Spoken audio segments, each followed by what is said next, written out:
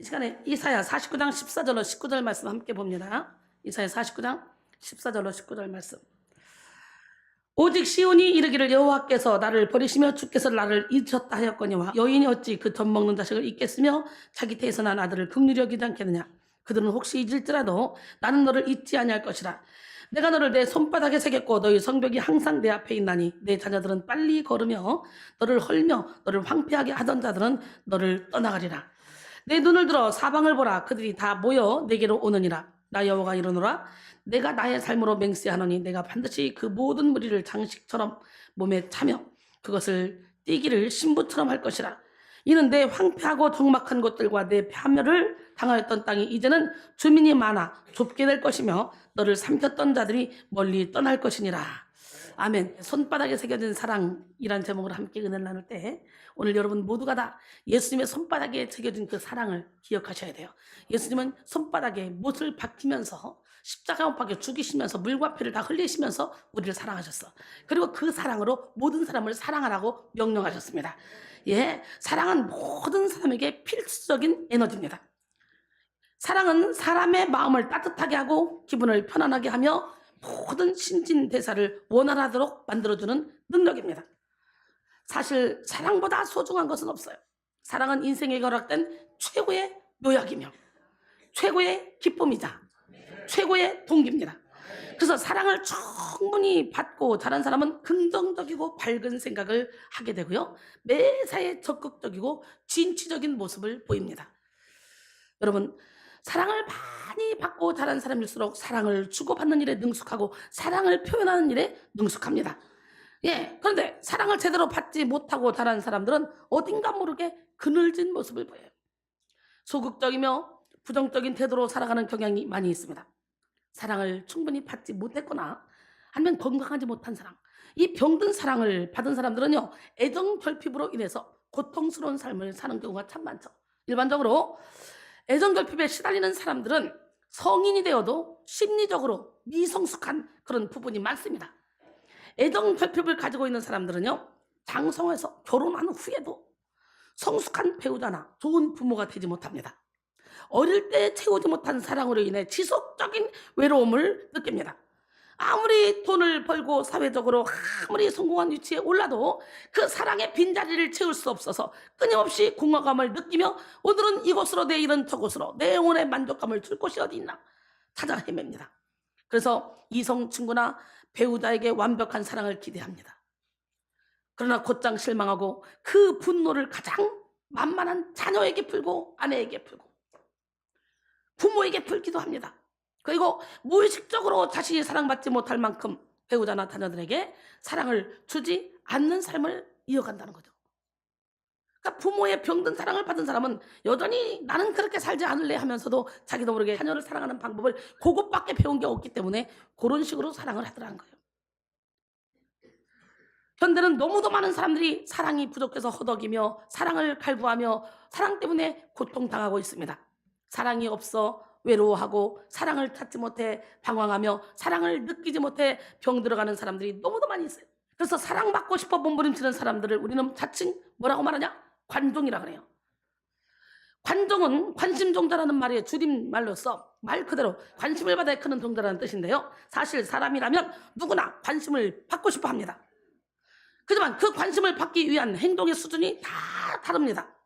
이렇게 관심에 집착하는 사람들은 연극성 성격장애, 미나우젠 증후군, 그리고 공상허언증, 이런 병에 빠지기 쉽다는 거예요. 연극성 성격장애란 관심을 받고 싶어서 하는 이 성격이 병적일 정도로 심해서 일상생활에 지장을 주게 되는 것입니다. 민하우젠 증후군은 관심을 받고 싶어서 질병을 꾸며내기도 합니다. 그래서 관심 받고 싶어서 나 어디 아파? 그럼 진짜 귀신이요? 아프게 해요. 신기합니다. 또한 공상허언증은 관심을 받고 싶어서 거짓말을 막 꾸며내기도 합니다. 여기 많습니다. 관종이라고 불리는 사람들은 누군가의 사랑이 아니라 관심만이라도 받고 싶어서 안달이나 있습니다. 부모의 관심을 끌기 위해 의도적으로 못된 짓만 골라하는 몇 살? 미운 7살.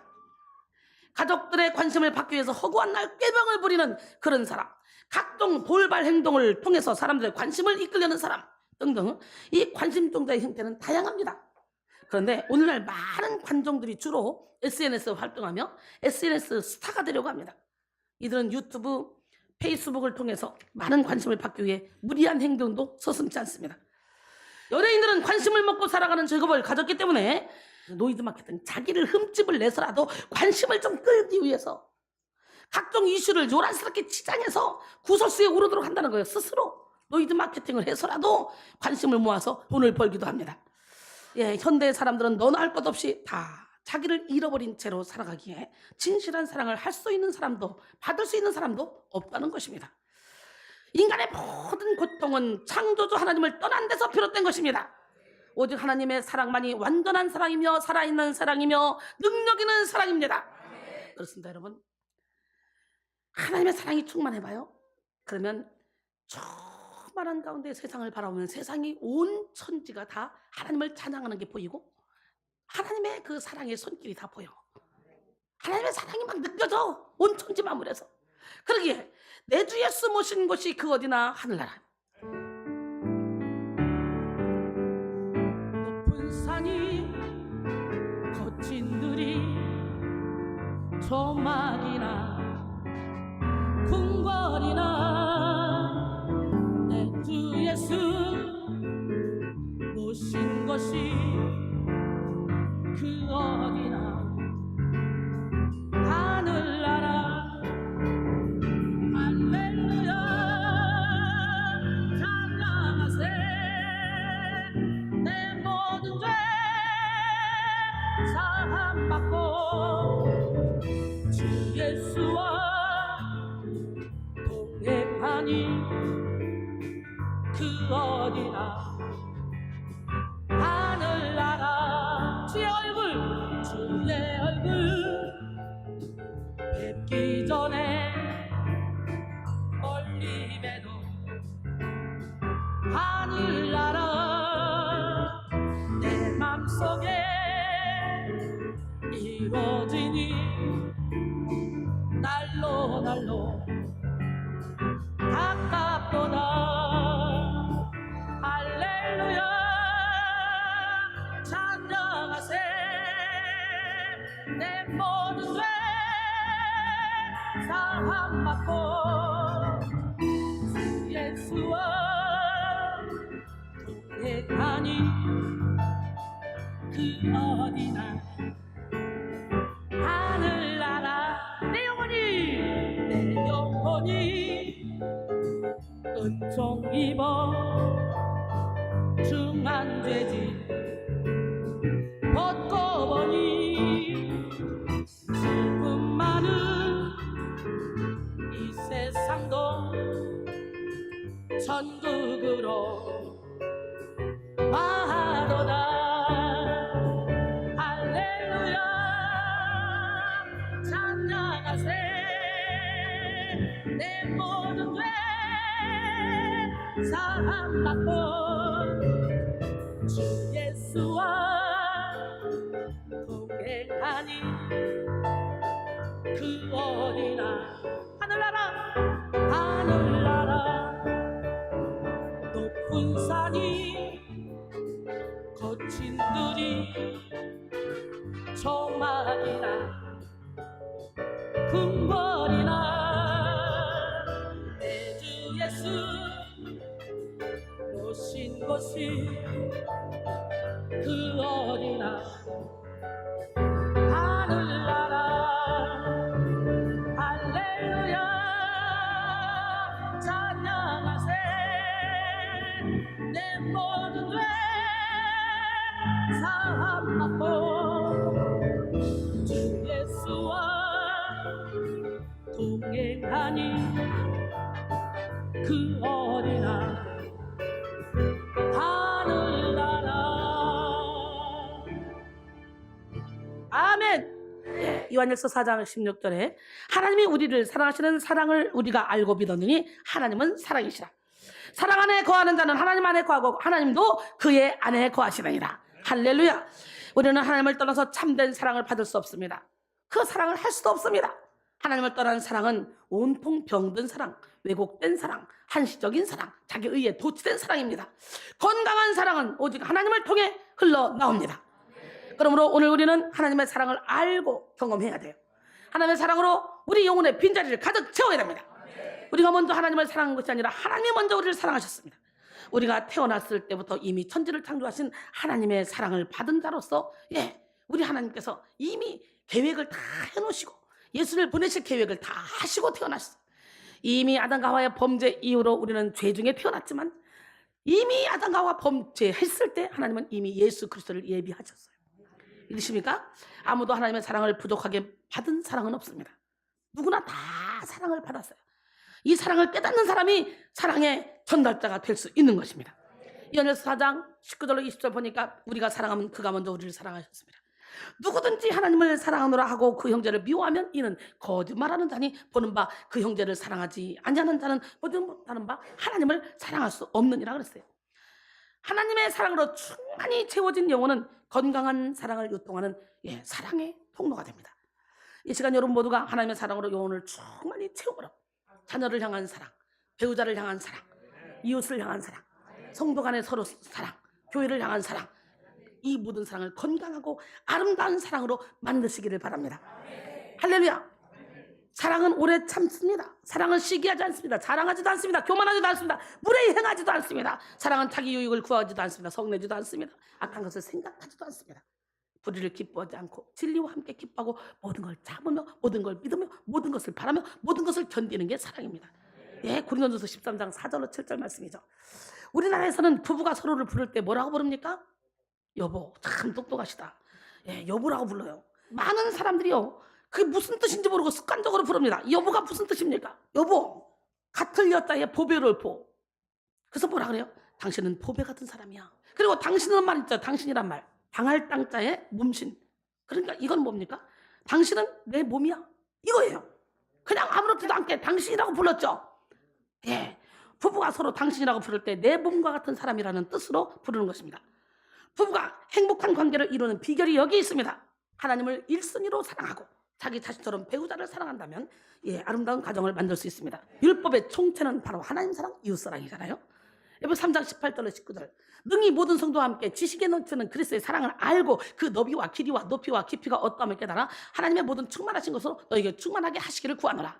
진짜 신기하죠. 예수님의 사랑의 너비와 길이와 높이와 깊이가 어떠함을 깨닫고 나면 진리 안에 자유 가운데 거하게 됩니다. 오늘 본문은 페르시아의 고레스 왕이 칙령으로 고국 이스라엘로 돌아온 사람들이 고국에 정착하는데 어려움을 겪던 시기에 쓰였던 말씀입니다. 하나님은 고레스 왕을 통해서 끝나지 않을 것처럼 보였던 포로 생활을 끝내주셨습니다. 그러나 이스라엘로 돌아온 이스라엘 백성들은요, 삶이 너무너무 어려웠습니다. 고국으로 돌아와 보니까 예루살렘의 성은 아직 폐허인 채로 방치되어 있었고요, 포로로 끌려갔던 자녀들은 여전히 돌아오지 않았습니다. 조상들이 살던 집과 농토는 찾을 수가 없었어요. 끌려가지 않고 남아있던 사람들과 외국인들이 자기들의 땅을 차지한 채 주인 행세를 하고 있었습니다. 결국 포로 생활을 하다가 돌아온 사람들은 살기 위해 투쟁할 수밖에 없었어요. 고국에 돌아가기만 하면 모든 고생과 소름이 끝나고 행복할 것이라고 기대했지만 그들 앞에 놓여진 현실은 당장 먹고 살기도 힘들었어요.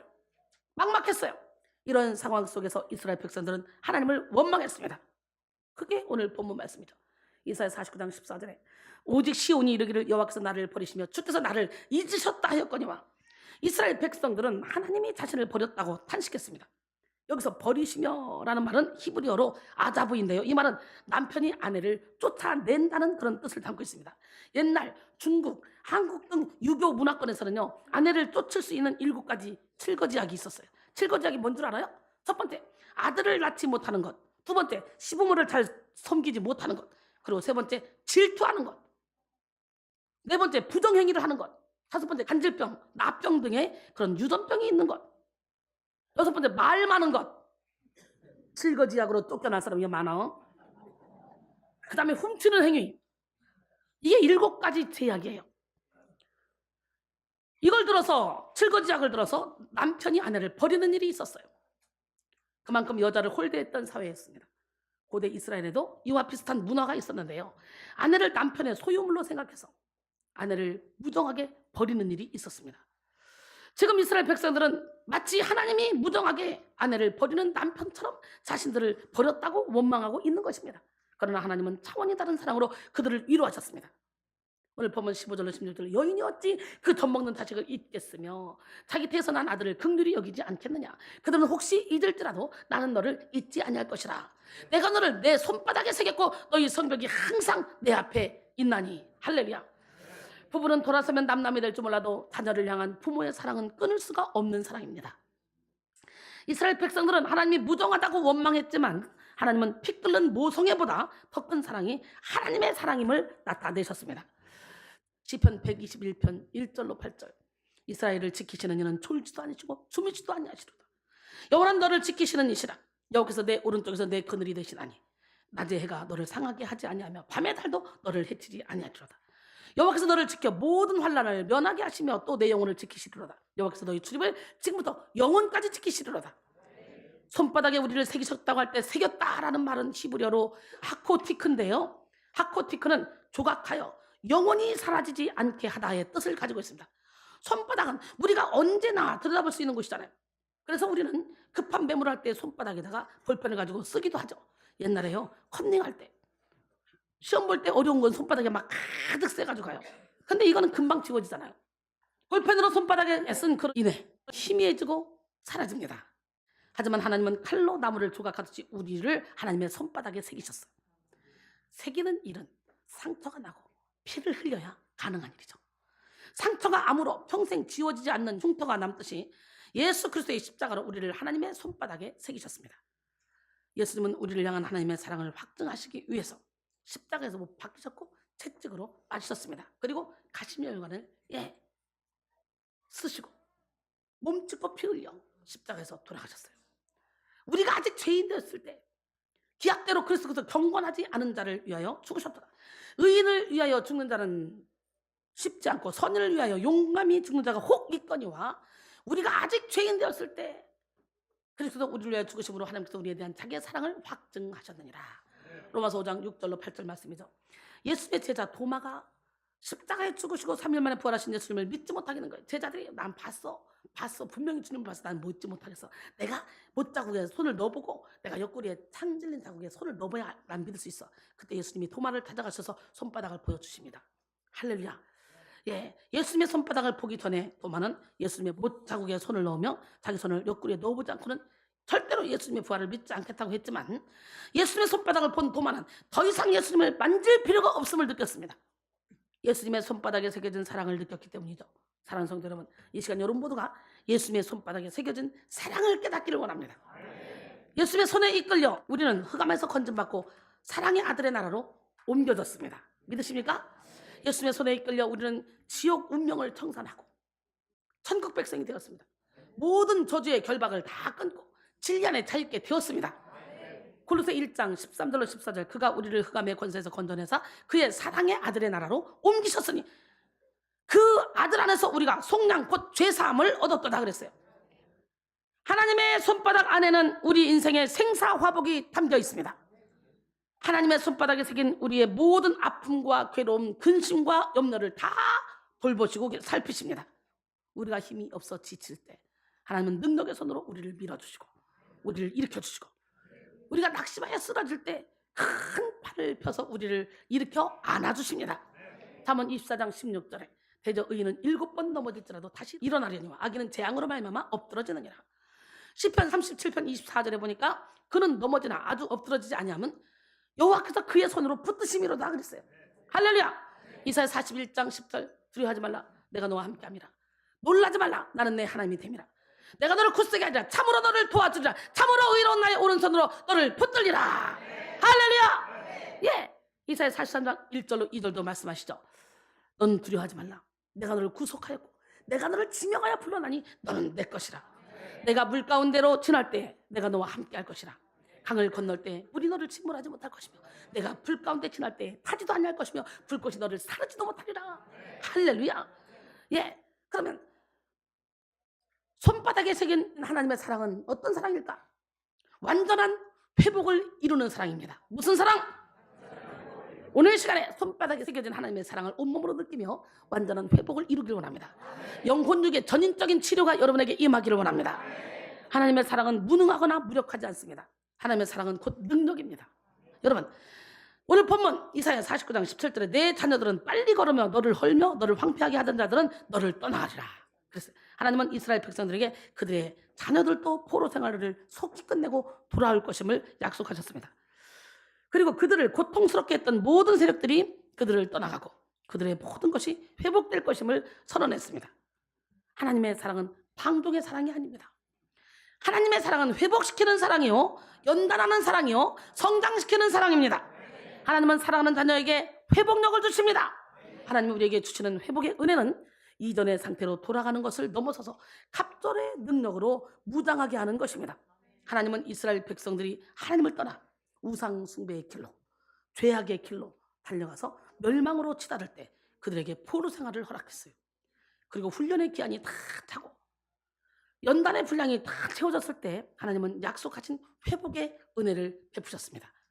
오늘 우리에게도 마찬가지입니다. 우리가 하나님을 떠나 죄악의 길로 달려가면 하나님은 우리를 징계하십니다. 멸망의 길로 달려가는데 징계가 없다. 이건 버림받았다는 거예요. 히브리서 12장 6절로 11절 주께서 사랑하신 자를 징계하시고 그가 받아들이시는 아들마다 채찍질하시옵니다. 하였으니 너희가 참으면 징계를 받기 위함이라. 하나님이 아들과 같이 너희를 대우하시나니 어찌 아버지가 징계하지 않는 아들이 있으리요. 징계는 다 받는 것이거늘 너희에게 없으면 사생자요 친아들이 아니냐. 우리 육신의 아버지가 우리를 징계하여도 공경하였거늘 하물며 모든 영의 아버지께 더욱더 복종하며 살려하지 않겠느냐. 그들은 잠시 자기의 뜻대로 우리를 징계할 거냐. 오직 하나님은 우리의 유익을 위하여 그의 거룩하심에 참여하게 하시느니라. 무릇 징계가 당시에는 즐거워 보이지 않고 슬퍼 보이나 후에 그로 말미암아 연단받은 자들은 의와 평강의 열매를 맺느니라 그랬어요. 할렐루야. 하나님이 사랑하는 자 징계한대. 어떻게? 사무엘하 7장 14절에 보니까 나는 그에게 아버지가 되고 그는 내게 아들이 되리니 그가 만일 죄를 범하면 내가 사람의 매와 인생의 채찍으로 징계하려니와. 이제는 사람의 매와 인생의 채찍으로 징계하는 것도 두렵다 싶은 생각이 들더라고. 깨닫지 못하면 그게 상처로 가니까. 여러분 정신 바짝 차려서 여러분의 영혼 여러분이 지켜야 돼. 징계와 고난받을 때 우리는 다른 이들과 고난의 분량이나 깊이에 대해서 비교하지 말아야 돼. 왜냐하면 사람마다 징계와 책망하는 방법이 다 달라. 한 살에는 한 살짜리, 10살에는 10살짜리 징계, 20살짜리는 20살짜리에 맞는 징계를 하는 거지. 그러니까 자꾸 비교하지 마. 쟤는 저렇게 잘못해도 야단 안 치고 칭찬하면서 왜 나는 이마 조그맣게 잘못 안 했는데 왜 나는 맨날 야단 치지? 이렇게 여러분 비교하면 안 돼요. 그래서 사탄이 우리를 더 괴롭게 하려고 충동질하는 것입니다. 모든 환경은 하나님이 허락하신 상황이기 때문에 지혜로운 사람은 아무리 힘들어도 하나님께 초점을 맞추는 것에만 온 에너지를 모읍니다. 그러나 지혜롭지 못한 사람은 고난이 너무너무 지긋지긋하고 고통스럽다는 것에 집중합니다. 그러기에 자꾸 사람을 의지하고 세상을 의지하고 환경을 의지하려고 해요. 그러나 하나님을 의지하지 않고 사람을 의지하면 우리는 실패와 좌절뿐이라는 걸 알아야 돼요. 에레미야 17장 5절로 8절 여호와께서 이와 같이 말씀하시니라. 무릇 사람을 믿으며 육신으로 그의 힘을 삼고 마음이 여호와께서 떠난 그 사람은 저주를 받을 것이라. 그는 사막의 떨기나무 같아서 좋은 일이 오는 것을 보지 못하고 광야 간주한 곳 건건한 땅 사람이 살지 않는 땅에 살리라. 그러나 무릇 여호와를 의지하고 여호와를 의뢰하는 그 사람은 복을 받을 것이라. 그는 물가에 심어진 나무가 그 뿌리를 강변에 뻗치고 더위가 올지라도 두려워하지 않으며 그 입이 청청하며 가뭄을 해도 걱정이 없고 결실이 그치지 아니한 것 같으리라 그랬어요. 사랑하는 성도 여러분, 이제 고난의 법칙을 받아들이셔서 여호와를 앙망하는 것만이, 여호와를 의지하는 것만이 모든 문제의 해결임을 깨닫길 바랍니다. 하나님은 징계 속에서 하나님의 뜻을 깨닫고 회개하는 자를 다시 회복시키십니다. 회개하는 자에게 임하는 하나님의 회복은 어떤 회복? 완전한 회복. 모든 상처에서 새살이 돋아나게 하는 그런 회복입니다. 이 시간 여러분 모두가 죄의 길을 청산하고 하나님의 사랑을 받음으로 회복의 은혜를 누리기를 원합니다. 호세아 6장 1절에 보니까 오라 우리가 여호와께로 돌아가자. 여호와께서 우리를 찢으셨으나 도로 낫게 하실 것이요 우리를 치셨으나 싸매어 주실 것입니다. 오늘 이 시간에 싸매어 주신 하나님을 만나기를 원합니다. 에레미야 30장 16절로 17절 그러므로 너를 먹는 모든 자는 잡아먹힐 것이며 내 모든 대적은 사로잡혀 갈 것이고 너에게 탈취해 간 자는 탈취를 당할 것이며 너에게 노략질한 자는 노략물이 되리라. 여호와의 말씀이라. 그들이 쫓겨난 자라 하며 시온을 찾는 자가 없은즉 내가 너희 상처로부터 새살이 돋아나게 하여 너를 고쳐주리라. 할렐루야. 그 다음에 마지막으로 손바닥에 새긴 하나님의 사랑은 회복을 넘어서 축복을 부으시는 사랑이에요. 예레미야 29장 11절에 너희를 향한 나의 생각을 내가 하나니 평안이요 재앙이 아니라 너에게 미래와 희망을 주는 것이니라 그랬어요. 이것이 하나님의 본심입니다. 하나님은 우리 자신보다 우리를 더 사랑하십니다. 그러기에 우리를 속히 회복시키기를 원하시고 회복을 넘어선 축복을 부어주시기를 원하십니다. 민수기 6장 24절 26절 보니까 여호와는 내게 복을 주시고 너를 지키시기를 원하며 여호와는 그 얼굴을 내게 비추사 은혜 베푸시기를 원하며 여호와는 그 얼굴을 내게로 향하여서 평강 주시기를 원하노라 할지니라 그랬어요. 할렐루야. 예, 축복하시기를 원하시는 하나님은 이스라엘 백성들을 향해서 자녀의 복, 땅의 복, 권세의 복을 약속하셨습니다. 또 인권, 물권, 영권의 축복을 약속하셨어요. 우리 이거 받아야 됩니다. 예, 그들의 존귀함이 신부와 같을 것이라고 말해요. 이 신부는 뭐합니까? 일생의 여성으로서 가장 아름다운 날이 결혼하는 날, 신부의 모습 아닙니까? 존귀함이 이렇게 신부와 같을 것이라고 말씀하셔. 여자가 가장 아름다울 때, 사랑하는 사람과 결혼하기 위해 신부 단장을 했을 때, 이때 가장 아름답잖아요. 하나님은 이스라엘 백성들을 그런 최고의 아름다움과 존귀로 축복해 주시겠다는 거예요. 그날은 신부가 아무리 잘못했어도 모든 사람이 신부를 사랑하고 축복하고, 예, 이렇게 신부를 보고 예쁘다고 말해주죠. 이사야 49장 18절로 19절까지 우리 내 눈을 들어 사방을 보라. 그들이 다 내게 모여오느니라. 여호와가 이르노라. 내가 나의 삶으로 맹세하노니 내가 반드시 그 모든 무리를 장식처럼 몸에 차며 그것을 띠기를 신부처럼 할 것이라. 이는 내 황폐하고 적막한 것들과 내 파멸을 당하였던 땅이 이제는 주민이 많아 좁게 될 것이며 너를 삼켰던 자들이 멀리 떠날 것이라. 할렐루야. 하나님의 징계는 더 큰 축복을 위한 것입니다. 하나님은 우리에게 가장 좋은 것을 주고 싶어 하십니다. 이 시간 여러분 모두가 손바닥에 새겨진 하나님의 사랑을 깨닫고 하나님이 부으시는 모든 축복을 누리는 삶을 사시기를 바랍니다. 로마서 8장 32절에 자기 아들을 아끼지 아니하시고 모든 사람을 위하여 내주시니가 어찌 그 아들과 함께 모든 것을 우리에게 주시지 않겠느냐 그랬어요. 또한 하나님의 축복받은 우리를 세우셔서 축복의 통로로 사용하셔. 우리는 하나님의 본심을 알아야 됩니다. 어떤 상황 속에서도 감사함으로 하나님이 주실 축복을 기다려야 됩니다. 서양 격언에 제일 가르치기 어려운 수학 문제는 우리가 받은 축복을 세어보는 것이라 했어요. 가장 어려운 수학 문제가 뭐라고? 우리가 받은 축복을 세어보는 것. 하나님은 감사함으로 무장한 자에게 더 큰 축복을 주십니다. 감사함으로 그 문에 들어가서 할렐루야. 예, 결론적으로 사랑하는 여러분, 영혼의 빈 공간을 채울 수 있는 사랑은 오직 하나님의 사랑뿐이야. 자꾸 다른 데서 그 사랑을 갈구하지 마. 우리를 향한 하나님의 사랑은 손바닥에 새겨진 십자가의 사랑이에요. 하나님은 우리를 손바닥에 새겨놓고 결코 잊지 않으시고 돌보십니다. 행여 우리가 죄악의 길로 가면 징계의 손으로 우리를 사랑하시고, 우리가 낙심하면 권능의 손으로 우리를 일으키며 사랑하시고, 우리가 흔들리면 강한 오른팔로 우리를 붙들어 주십니다. 이 시간 여러분 모두가 하나님의 손바닥에 새겨진 사랑을 경험하시기를 바랍니다. 하나님의 회복의 손, 축복의 손, 그 손에 붙들려 하나님의 충만한 사랑을 누리고 사랑이 부족해서 병들어가는 영혼들을 살리는 위대한 그런 사랑의 통로가 되기를 주님의 이름으로 축원합니다. 우리 받은 복을 세워봐야 되겠죠? 세상 모든 풍파 너를 흔들어 약한 마음 낙심하게 될 때에 주가 내려주신 복을 세어라. 주의 크신 복을